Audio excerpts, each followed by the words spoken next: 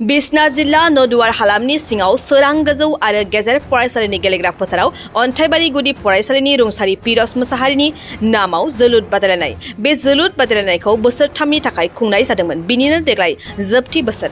बिथांनि रुंसारि जानायाव बर' हारिनि एबा ओनसोलनि खहा जादों मानोना बिथाङा गोथाङै थानाय समाव फोरोंगिरिल' नङामोन, फोरोंगिरिजों लोगोसे सासे समाज सिबियारिमोन। रुंसारि पिरस मोसाहारि बिथाङा मोनसे समनि नदुवार दखरा बर' फरायसा आफादनि बिबानगिरिमोन। बिथाङा धोरोमजों लोगोसे हारिमु सिबिनायावबो सासे गोख्रों दैदेनगिरिमोन। दिनैनि बे हाबाफारियाव गाहाय आलासि महरै बाहागो लायो बालिजुरि जुनियर कलेजनि प्रिन्सिपाल कनक चन्द्र नाथ, लोगोसे नदुवार दखरा बर' फरायसा आफादनि आफादगिरि नेहातारि आरो बर' थुनलाइ आफादनि आफादगिरि लोगोसे फोरोंगिरि समाज सिबियारि बिथांमोना बाहागो लायो।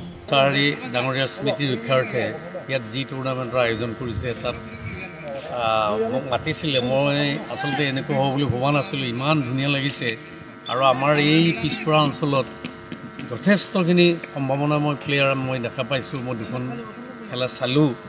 গতিকে ভৱিষ্যতে আমাৰ এই ল'ৰা ছোৱালীখিনি অকল ল'ৰাৰ ক্ষেত্ৰতে কোৱা নাই, আৰু আপোনালোকে ভৱিষ্যতে ছোৱালীৰ মাজতো এনেকুৱা টুৰ্ণামেণ্ট পাতি যাতে এই অঞ্চলটোৰ উন্নয়ন সাধন কৰাৰ ল'ৰা ছোৱালীবিলাক আগলৈ লৈ যায়, তাৰ কাৰণে মই কৰ্তৃপক্ষক অনুৰোধ জনাইছোঁ। আৰু ইয়াত আহি খুবেই ভাল লাগিছে। এটা কাৰণত গোটেই অঞ্চলটোৰ যিখিনি প্লেয়াৰৰ টীম, যিবিলাক FC ক্লাব আছে, সেই প্ৰায়বোৰ ক্লাবেই ইয়াত ভৰ্তি হোৱা বুলি মই গম পাইছোঁ। আৰু খেল চাই খুবেই ভাল লাগিছে।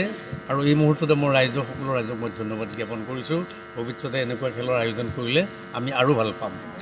আৰু ফুটবল খেলিলে নিজৰ কাৰণে বা সমাজৰ কাৰণে কি উন্নতি হয় সেইটো ক'ব কাৰণে এইটো অতি প্ৰয়োজনীয় কথা। বৰ্তমান সময়ত আমাৰ খেল জগতত যথেষ্টখিনি আমাৰ অসমেই নহয় বা ভাৰতবৰ্ষৰ যথেষ্টখিনি খেলুৱৈয়ে অলিম্পিক তথা এছিয়ান গেমছ, ৰাষ্ট্ৰীয় গেমছত প্ৰতিনিধিত্ব কৰিছে। গতিকে আমাৰ এই অঞ্চলৰ পৰাও যাতে এনেকুৱা খেলৰ জৰিয়তে ৰাষ্ট্ৰীয় পৰ্যায়লৈ বা ৰাজ্যিক পৰ্যায়লৈ যাব পাৰে, তাৰ কাৰণে মই তেওঁলোকক মোৰ তৰফৰ পৰা কিন্তু মই আশীৰ্বাদ জনাইছোঁ। আৰু লগতে তেওঁলোকৰ দৈহিক মানসিক উন্নয়নৰ সাধাৰণতে খেলৰ খুবেই প্ৰয়োজন। আৰু বৰ্তমান আমাৰ পাঠ্যক্ৰমবিলাকত, শিক্ষা জগতৰ পাঠ্যক্ৰমবিলাকতো এই পাঠ্যক্ৰমটো দিয়া হৈছে। তেওঁলোকৰ মানসিক, শাৰীৰিক আৰু বৌদ্ধিক যি উন্নয়ন, এই উন্নয়ন সাধনটো যাতে এই খেলৰ জৰিয়তে হয় বুলি মই আশা কৰিছোঁ।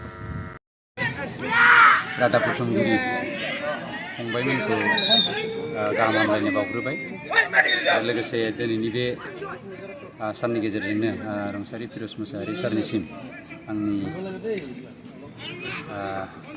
खुलुमनाय सिबिनायखौ बावहरबाय। जाहाथे बिथांनि जिउमाया सोरगोआव आलो गोजोनै जायगा मोनबाय थाथों आरो जोंखौ हारिनि समाजनि खामानि मावनो थुलुंगा हरबाय थाथों। दा नंगौ, गमामायैनो बिथाङा जोंनि बे नदर हालामनि सासे मेंनो रोङै मावथिमोन। बिथाङा सासे फोरोंगिरिल' नङामोन, अन्थाइबारि गुदि फरायसालिनि थाखो फोरोंगिरिनि बिबानखौ मोजाङै मावफुंनायजों लोगोसे बिथाङा फारफ्रोमबो बिथिङावनो सासे राफोद मावथिमोन। जेरै गेलेनाय बिथिङावनो होन, हारिमु बिथिङावनो होन, धोरोमारि बिथिङावनो होन, आरो माखासे समाजारि आफादफोर जेरै दुलाराय बर' फरायसा आफादनि मोनसे समनि नदुवारनि बिबानगिरिबोमोन बिथाङा। आरो लोगोसे बर' थुनलाइ आफादनिनो बै समनि तेजपुर जिल्ला बर' थुनलाइ आफादनि बिथाङा सासे मावथिबोमोन। दा बेबायदिनो जोंनि बे ओनसोलाव बिथांनि जिथु होलांनाय बिहोमा, समाजाव लोगोसे हारिमुआव, गेलेनायाव आरो धोरोमाव बिथांनि जिथु होलांनाय बिहोमा, बेखौ जोङो बुंनानै फोजोबनो हाया होननानै बुंनांगोन। बिथांनि बिहोमाया थारैनो जोंनि बे हालामाव मोनसे गोमोरनो रोङै रेगा जाना थागोन। दा बेखौ आङो दिनैनि बे साननि गेजेरजों बिथांनि बिहोमा होलांनायखौ गोसोखांदों। बिथांनि बे होलांनाय बिहोमाया जोंखौ बे ओनसोलाव खामानि मावनो, समाजनि एबा हारिनि खामानि मावनो अरायसम थुलुंगा होबाय थाथों, आं बेखौ आसा खालामो। बाइक अनसायगिरिफोरनि थाखाय मोनसे मोजां खौरां। Kokrajhar GD road axis bank साखाथियाव थानाय दावहारु अट' एजेन्सिया नोंथांमोननि थाखाय लाबोदों धामाका स्पेशेल अफार। खम बेसेनावनो नोंथांमोना बाजाजनि गुबुन गुबुन मडेलनि बाइक फाइनान्स खालामना नोंथांनि सिमांखौ जाफुंहोनो हागोन। 13,800 रांनिफ्राय जागायना 19,500 रांजों नोंथाङा बाजाजनि गुबुन गुबुन मडेलनि बाइक जेरै प्लाटिना, पालसार बायदि गुबुन गुबुन मडेलनि बाइक लानो हागोन। बाइकजों लोगोसे बेसेन होनाङालासे मोनफागोन गंसे हेलमेट।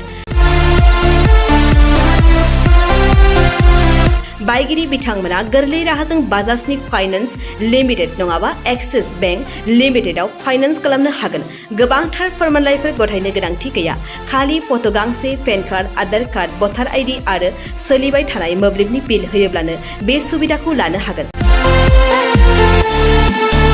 गोबां मिथिनो थाखाय 8473883986 03661270550 9957644326 आव फन खालाम।